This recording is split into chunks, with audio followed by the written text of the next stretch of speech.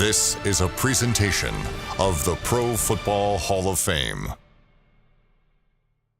Ladies and gentlemen, welcome to the 12th Annual Merlin Olsen Pro Football Hall of Fame Luncheon. Please welcome Hall of Famer Bruce Matthews, Warren Moon, Class of 2010, Emmitt Smith.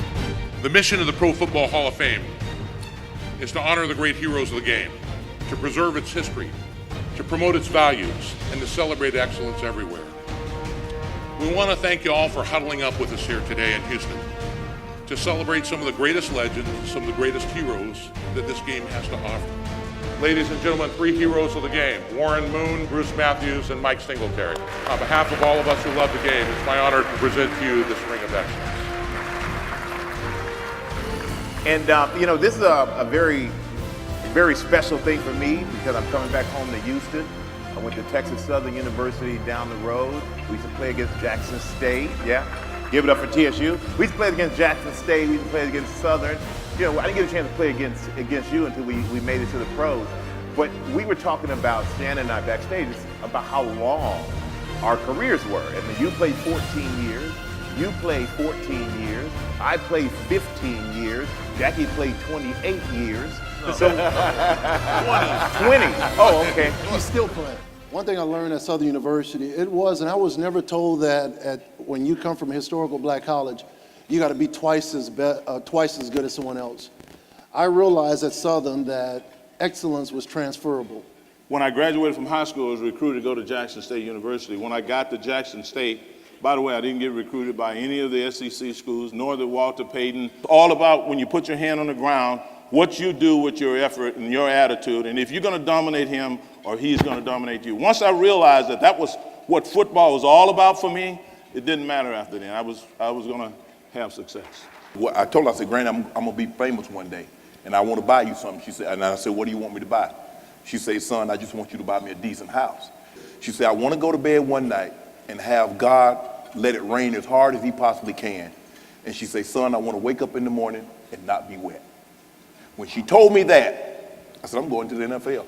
I know we're here celebrating HBCUs and, it being in the NFL Hall of Fame, but I got to say, it's amazing to be in a room full of all the Hall of Famers that are in here today and being a part of this family, because it really is something special to have brothers like you guys. We've got a great panel for you here of some guys who've changed the game in some very special way. You've got a couple outstanding owners, and later on we're going to honor another one here with the Texans with Bob McNair. But right now we've got one that's been nominated to the Pro Football Hall of Fame for this year's class, and that is, of course, the great Jerry Jones. Now, Jerry, it's 1989, and you and your lovely wife, Jean, dip into the piggyback account and you buy the Dallas Cowboys, some of it out of bankruptcy, for $150 million, the most money ever paid for by an NFL team. As I recall, you told me that you then have to make $100,000 every day in order to meet your debt service to buy that team and pay off the debt. $100,000 every day that you got to make that's brand new money. So if you took a nap, you were $50,000 down, right? This dream or this ache or whatever you wanted, I really wanted to always be involved. I knew I was not certainly a pro player, but I did want to be involved. I would literally come to this town, Houston. I'd sneak away from my job, not tell anybody, and I would come down here and just sit in the lobby of a hotel while Lamar Hunt and Bud Adams and those guys would meet, and then when they broke, come out, I'd go over and talk to them a little bit. I just wanted to rub on it. I just wanted to be close to it somehow. I thought it had passed me by, but the dream was always there. Motivated me to get to this level, and once I got here, I played in probably one of the most quarterback-rich eras that there was, with Troy Aikman, with Jim Kelly, with Dan Marino, with John Elway, with Joe Montana. I mean, you name it, all those guys I just named right there, all in the Pro Football Hall of Fame. So the competition was huge for me, and I had to make sure I maintained that edge if I wanted to be one of the top players in the league. and I just worked my tail off as much as I possibly could, and that's kind of what got me through all the different levels, was that work ethic I learned from my mother, watching her take care of our family, and that motivation that I wanted to have to take care of her. And today I'm able to take care of her in a very good way because of the hard work that I put in and also do for my family. So football has been a very, very good game for me. It's been good for my family. It's created a lot of opportunities for my family, but I've also been able to do some things off the field with my foundation and in the communities of where I lived to give back as well, because the game has given me so much. Right now, we want to take an opportunity to recognize somebody who has made Houston great.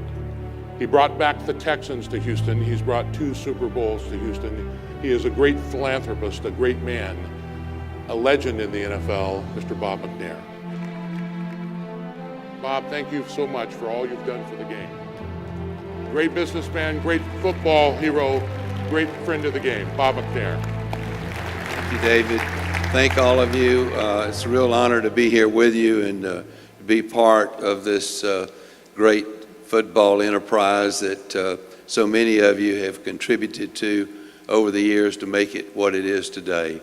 And it's just marvelous. And I must say, the video that you had on the huddle summarizes everything that I would say, because that's what football is about. It brings communities together. That's why I got involved. And it's the one thing that's the magnet. It's the common denominator for us all. We can all cheer for our home team, and regardless of what color, how big, how much money, where we're from, or anything else, we're all in it together. So have fun and welcome to Houston. Bob McNair, ladies and gentlemen. Thank you, sir. We know that everything's big in Texas, and there isn't anything bigger than one of the greatest Hall of Fame running backs of all time, Earl Campbell. You have to look past the physical when you look at Earl Campbell, because his heart is 2 sizes. It's 2 sizes too big. I tell everybody it's the size of Texas. She had 7 boys and 4 girls, and then with my dad's dad passing when he was in the 5th grade, I think they had to work harder than they ever did. He loves his school. This school helped change his life. It is indeed a pleasure and an honor for me to be able to announce the 43rd recipient of the Heisman Trophy, and it goes to Earl Campbell of the University of Texas.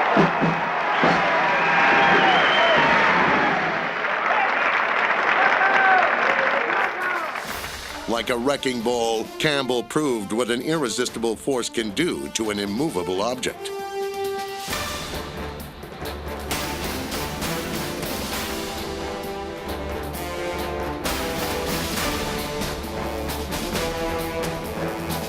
Campbell won 3 consecutive rushing titles and became only the 4th person officially designated as a Texas legend.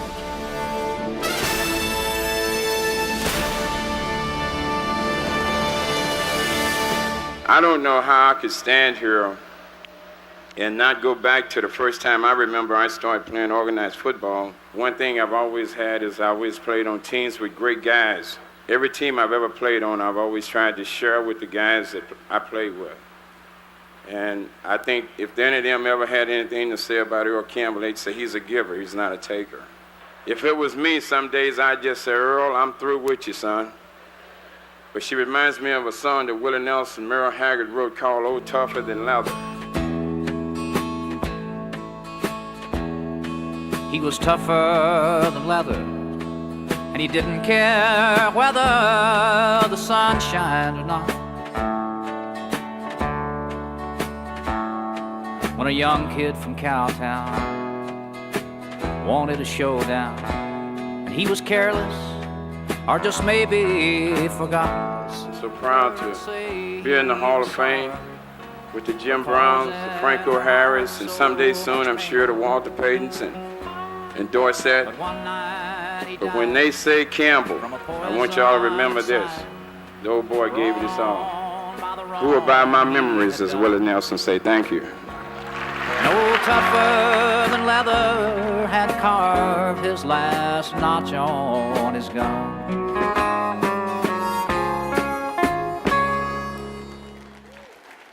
Earl Campbell.